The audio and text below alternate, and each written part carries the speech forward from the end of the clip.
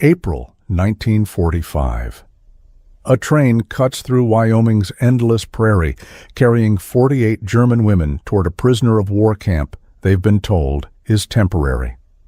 Greta Hoffmann presses her face against the cold glass, her hands trembling. For years, Nazi propaganda films had shown her one version of America: lawless gangsters and violent cowboys on horses, burning villages and killing without mercy. Now, as actual cowboys arrive on horseback to collect them for ranch work, the women gasp. Broad hats, weathered faces, revolvers on their hips. But then the oldest cowboy removes his hat, looks directly at Greta, and says just two words: "Ma'am, welcome." His eyes aren't wild, they're tired, kind even. These aren't the monsters from the films. They're something far more dangerous to everything she'd been taught to believe. They're just men. But before we begin, if you want more incredible untold stories that shatter everything you thought you knew about history, hit that subscribe button. And drop a comment telling me what city you're watching from. I love seeing how far these hidden truths travel. The train's wheels hammered against the rails in a rhythm that matched Greta Hoffmann's pulse. She pressed her forehead to the cold window, watching Wyoming's prairie roll past in waves of pale grass and endless sky. 32 years old, fluent in 4 languages, trained to intercept enemy radio signals, and now she couldn't even understand the landscape. Everything here was too big, too open, too bright. Berlin had been rubble and smoke when she left. This looked like the world before the fall. Behind her, 47 other German women sat in silence. Luftwaffe auxiliaries, radio operators, nurses, girls really, most of them. Young Annalisa Weber, just 22, sat with her hands folded so tightly her knuckles had gone white. She kept glancing at Greta as if hoping for reassurance neither of them could afford to believe. The propaganda films flickered through Greta's mind like a reel she couldn't stop. Americans as lawless gangsters, machine guns blazing from cars, cowboys as violent savages, whooping and burning indigenous villages, shooting anything that moved. For years, that had been the only America she knew, the enemy, the beast across the ocean. And now, the beast was her captor. "Will they shoot us?" Annalisa whispered in German. Greta didn't answer. She didn't know. The train slowed. Camp Elk Ridge appeared through the dust, rows of wooden barracks behind wire fencing, guard towers at each corner, mountains rising in the distance like teeth. The women gathered their small bundles of belongings. Everything they owned now fit in their arms. But when they stepped onto the platform, no one struck them. No one shouted. An American officer approached, his uniform pressed, his face weathered but not cruel. He removed his cap and spoke in broken, careful German. "I am Captain Morrison. You will work. You will be treated fairly under Geneva Convention. You will go home when Germany signs surrender." Greta translated for the others, her voice steady even as her hands shook. The women exchanged glances, cautious, disbelieving. The barracks had running water, clean beds. No one spat at them. Maybe the films had lied about some things. That fragile hope lasted exactly one night. The next morning, Captain Morrison assembled them in the yard. "Half of you will work at nearby cattle ranches," he announced. "Labor shortage because of the war. You'll be treated well, paid according to international law." The word ranches hit like a stone. Cowboys. Greta's stomach turned. Around her, the women went rigid. She saw Annalisa's face drain of color. Then 3 men arrived on horseback, dust rising behind them like smoke. The women gasped. Broad-brimmed hats shadowed their faces, weathered skin, revolvers holstered at their hips. They looked exactly like the propaganda reels, men on horses with guns, dangerous and unpredictable. One of them was Mexican, dark-skinned and watchful. The other 2 were white, sun-beaten, silent. This was the America she'd been warned about. But then the oldest cowboy dismounted slowly, his movements careful and deliberate. He was maybe 46, lean and tired-looking, with lines carved deep around his eyes. He removed his hat and held it against his chest. His gaze found Greta's, and he nodded once. "Ma'am," he said quietly. His voice was rough but not harsh. "Name's Jack Mercer. We'll take good care of you." Greta stared. "Ma'am." The word didn't fit. Enemies weren't called ma'am. Prisoners weren't promised care. The younger cowboy, the Mexican one, stepped forward and spoke in accented but clear German. "No harm will come to you at Broken Arrow Ranch. You have my word." Greta's mind struggled to reconcile what she was seeing with what she'd been taught. These men had guns. They had power. But their eyes weren't wild. They weren't cruel. They looked, she almost couldn't process it, tired, respectful, human. Captain Morrison gestured toward a truck. 12 of you will go today. Greta Hoffman, you'll translate." Greta's legs moved before her mind caught up. She climbed into the truck bed, and Annalisa scrambled in beside her, gripping her arm. The other women followed, silent and trembling. Jack Mercer closed the tailgate gently, as if they were something fragile. As the truck pulled away from camp, Greta looked back. The wire fence, the guard towers, the prison she was leaving for something unknown. Annalisa's terrified face was inches from her own. "What if they're pretending?" Annalisa whispered. Greta had no answer. She only knew that nothing would ever be the same again. The truck carried them toward wide-open land and men who said ma'am instead of prisoner. The contradiction was almost harder to bear than cruelty would have been. At least cruelty, she understood. The Broken Arrow Ranch stretched wider than anything Greta had ever seen. Fence lines disappeared into horizon. Cattle dotted the grassland like dark stones scattered across gold cloth. The sky pressed down, enormous and blue, making her feel small in a way Berlin's ruins never had. There, she'd been crushed by what had fallen. Here, she was dwarfed by what remained standing. Jack Mercer gathered the 12 German women near the barn, his hat in his hands again. He spoke slowly, waiting for Greta to translate each sentence. "You'll work fencing, vegetable gardens, kitchen. We'll keep you away from cattle and horses at first, until you're comfortable."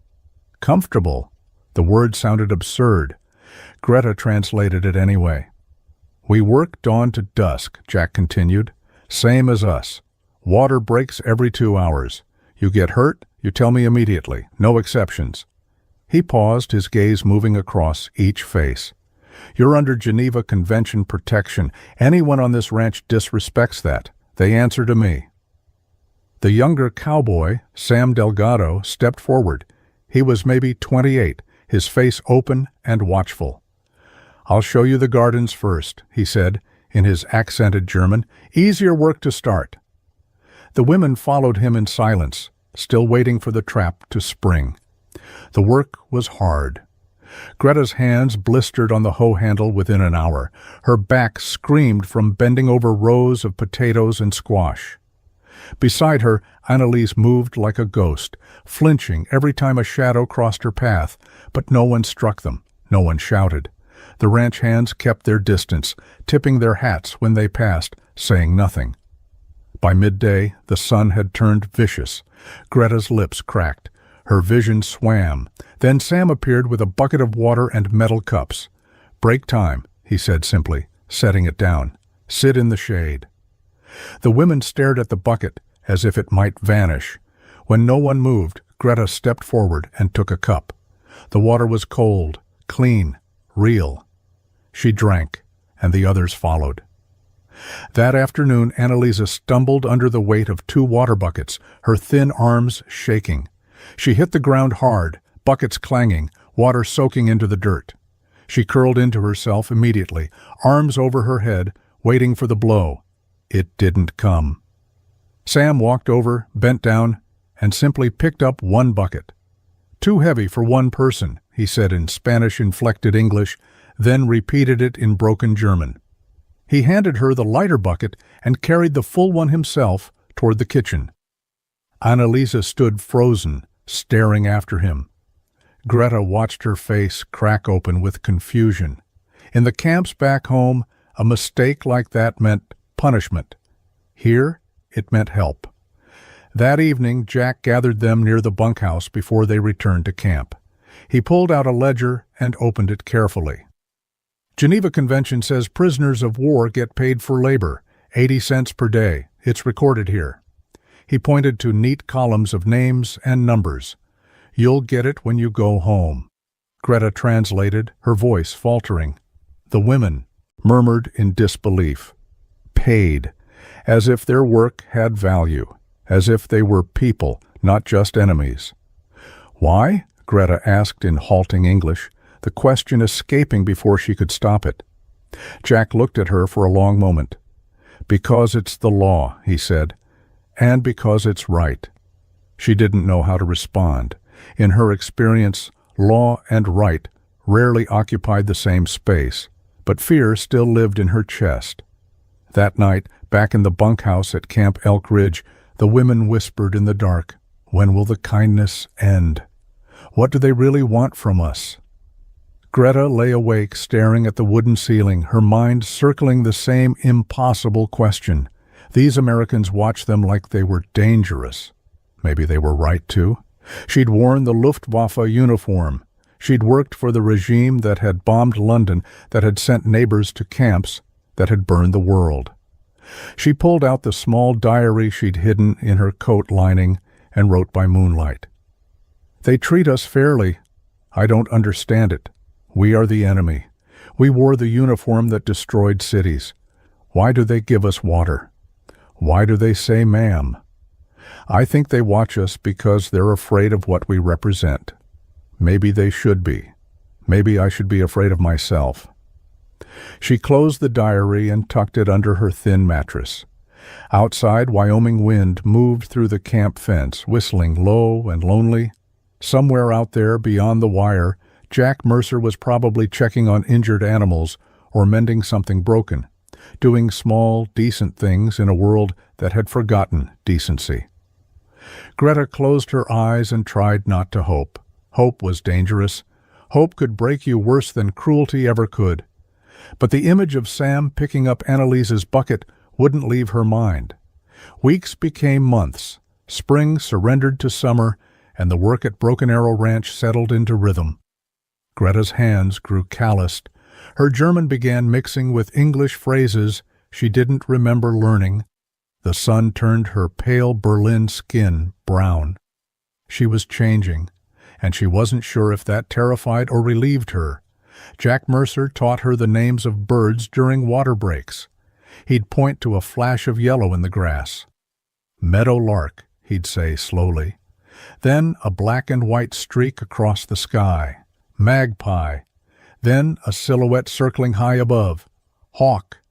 Greta repeated the words, tasting their strangeness. One afternoon, Jack found a hawk with a broken wing tangled in fence wire. He freed it with hands so gentle, Greta almost couldn't watch. He built a small cage in the barn, fed it scraps of meat, talked to it in low tones while he set the wing with careful precision.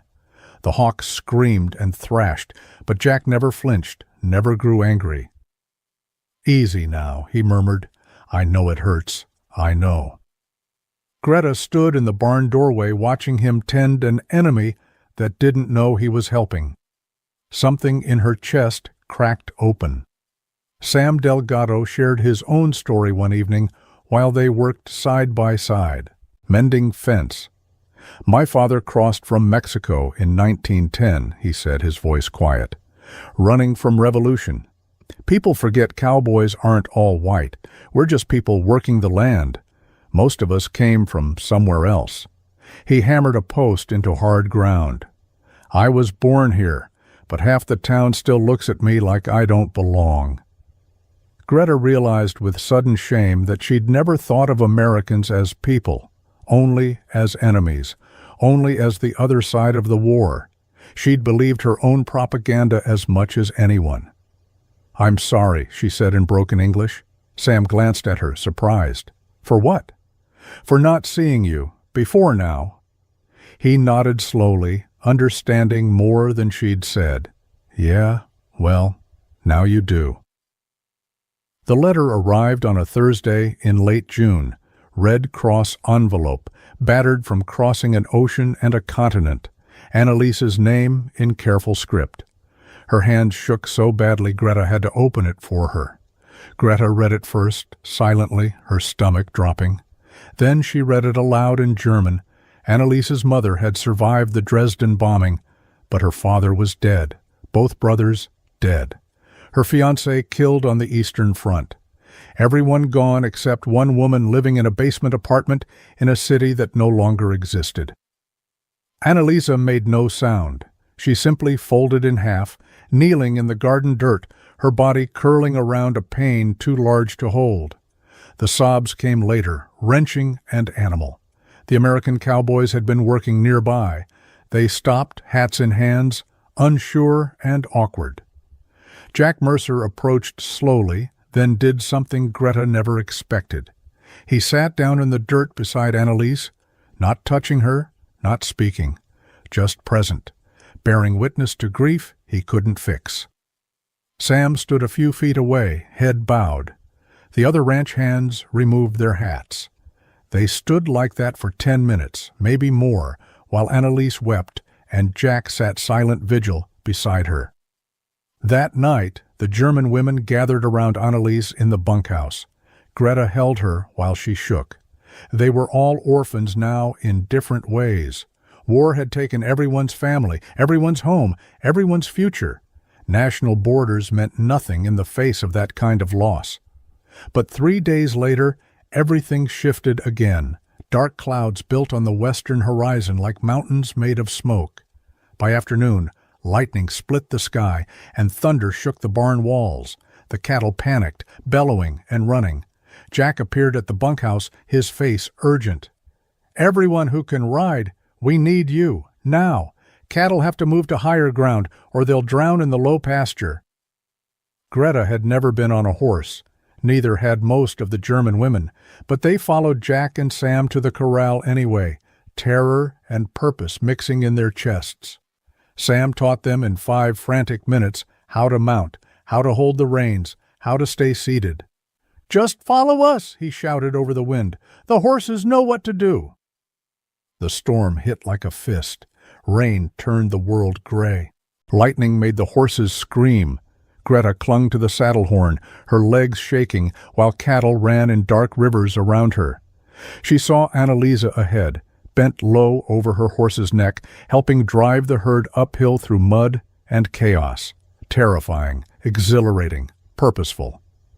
When it was over, they gathered in the barn, soaked and gasping. Sam pulled out his guitar. Someone started singing a German folk song. Then Sam answered with a Mexican ballad. Jack hummed along, surprising everyone. For one impossible moment, nationality didn't matter. Only survival, only shared effort, only being human together in the aftermath of storm. Greta felt something she hadn't felt since before the war. Hope. Fragile and dangerous, but real. The news arrived on a Tuesday morning in early May. Captain Morrison gathered all the prisoners in the Camp Elk Ridge Assembly Hall, his face carefully neutral. "Germany has surrendered," he announced in German and English both. "The war in Europe is over." Greta expected to feel relief. Instead, there was only numbness spreading through her chest like frost. Over. What did that even mean? Berlin was rubble. Her sister might be dead. Her apartment was ash. Over suggested something finished, complete, but all she felt was hollow. Around her, the other women sat in silence. No cheering, no tears, just the weight of surviving something that had destroyed everything worth surviving for. Annalisa stared at her hands. Someone in the back row made a sound like a caught breath. That was all. The second blow came 3 days later. Captain Morrison called Greta to his office. His face looked older than it had a week ago. "There's been a town meeting in Elk Ridge," he said quietly. "Local families who lost sons in the war. They're demanding the German prisoners be kept in camp only. No more outside work details." Greta felt the floor tilt. "Why?" Morrison's jaw tightened. "They don't think you deserve kindness. Their boys died fighting Germany. Having you work on ranches, getting paid, being treated well, it feels like betrayal to them." He paused. "I understand their grief. I have to follow orders."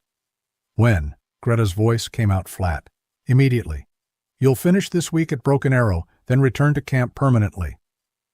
She translated the news to the other women that night. They received it in the same numb silence they'd received the surrender. The work had given them purpose. The ranch had given them something close to dignity. Now they were just prisoners again, waiting to be shipped back to a country that no longer existed. On the last day at Broken Arrow Ranch, Greta moved through her tasks like a ghost. She weeded the garden one final time. She helped Sam mend the fence along the south pasture. She avoided looking at the mountains, at the sky, at anything she'd have to remember later. Jack found her near the barn at the end of the day. The sun was setting, turning everything gold and red. He held out his hand for the work. Gloves she'd been using. She pulled them off slowly and placed them in his palm. "Thank you," she said in careful English. The words felt too small. "You showed us we were wrong. About many things." Jack's weathered face creased with something that might have been pain. "We were all lied to, ma'am, about each other." He looked out at the land, the cattle, the horizon. "War only works if they can make you forget the other side is human. You remembered. That's worth something." Greta wanted to say more, but her throat closed. She nodded once and walked to the truck where the other women waited. She didn't look back. Back at Camp Elk Ridge, the days stretched empty and endless. They had no work, no purpose, no future they could see. The donated books in the camp library had been read a dozen times each. The small vegetable garden they were allowed to tend took 30 minutes a day. The rest was just waiting. Annalisa stopped eating. She sat on her bunk staring at nothing, her sketchpad unopened beside her. Greta tried to coax her with bread, with water, with words, but Annalise had gone somewhere unreachable. "What's the point?" she whispered once. "Everyone's gone. Everything's gone." Greta wrote in her diary by dim lamplight. "I learned to see the enemy as human. Jack and Sam showed me that propaganda is a lie designed to make killing easier. But now I don't know how to be human anymore. I don't know what I'm going home to. I don't know if there's anything left of me that isn't soldier, prisoner, refugee. The work made me feel real. Now I'm just waiting to disappear." The other women moved through camp like shadows. Some wrote letters to relatives who might be dead. Some sat in silence. Some cried quietly at night when they thought no one could hear. The guards looked uncomfortable, almost guilty, but orders were orders. Frank Hutchins, the town council member who'd led the opposition, visited camp once. Greta saw him through the wire fence, a rigid man in his 50s with grief carved into every line of his face. He stared at the women with eyes that held no hate, only bottomless loss. His son had died at Normandy. His wife had stopped speaking. He looked at Greta, and she looked back, and neither had anything to say that would matter. They were all just broken people on opposite sides of wire, drowning in the same war. A week later, a supply truck arrived at Camp Elk Ridge unannounced. Captain Morrison signed for the delivery, his face puzzled, then called Greta to help him inventory the contents. Together, they opened crate after crate. Food, books in German and English, sewing supplies, writing paper, pencils, a guitar with new strings. Morrison pulled out a letter tucked inside the first crate. He read it aloud, his voice catching slightly.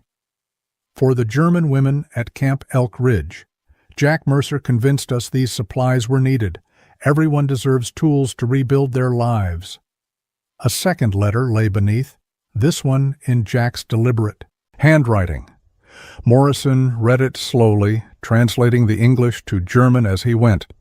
"The Geneva Convention says to treat prisoners of war with dignity. But we didn't do it because of rules.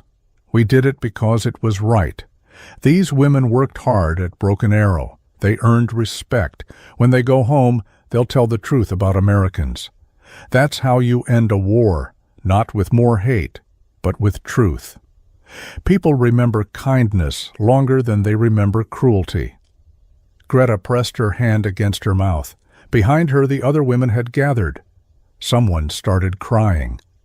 Not from grief this time, but from something more complicated, gratitude mixed with shame, mixed with hope. The donated paper became letters home. Greta wrote to her sister, not knowing if she was alive to receive it. I met American cowboys in Wyoming. They were nothing like the propaganda films. They were kind. They treated us like people, not enemies. I don't know if you'll believe me, but it's true. I saw mercy when I expected cruelty. Maybe that's how we rebuild, by telling the truth, even when it contradicts everything we were taught. Annalisa began drawing again. Her pencil moved across paper in slow, careful lines. She sketched the Wyoming sky, the horses, Jack Mercer sitting in the garden dirt beside her grief, Sam Delgado with his guitar, images of mercy witnessed, art as testimony, art as healing. 2 weeks later, Sam Delgado appeared at the camp gate with a wooden crate in his arms. Captain Morrison escorted him to the yard where the women were taking afternoon air. Sam set the crate down gently. Inside, the hawk Jack had healed months ago shifted and rustled, its wing fully mended.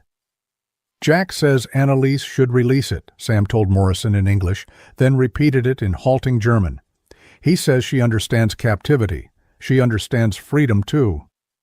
Morrison looked at Greta.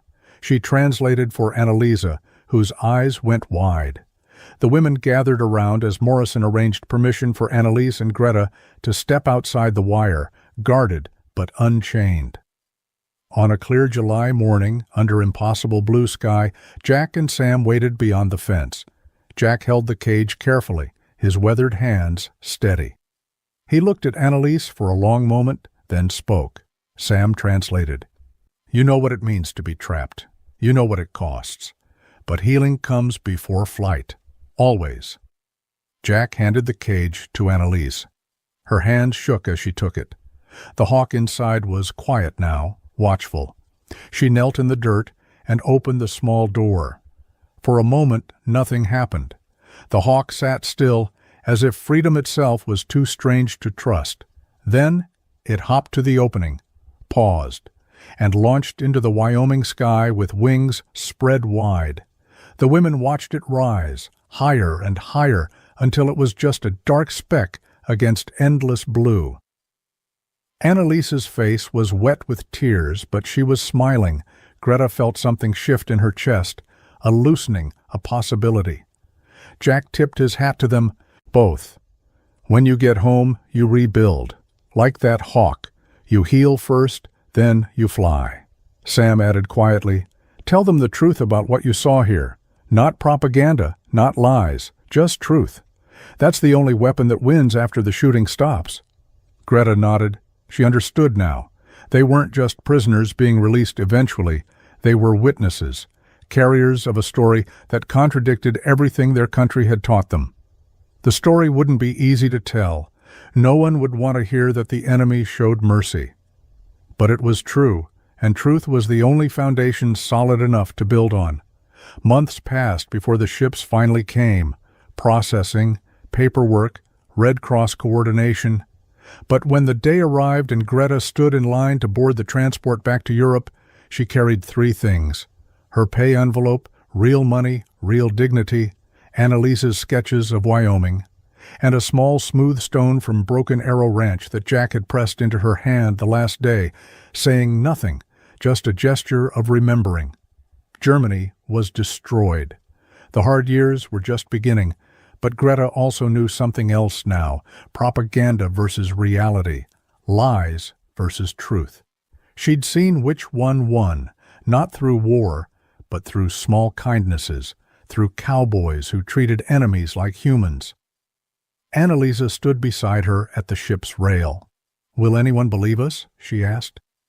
Greta looked at the sketches in Annalisa's hands, at the stone in her own pocket, at the mountains disappearing behind them.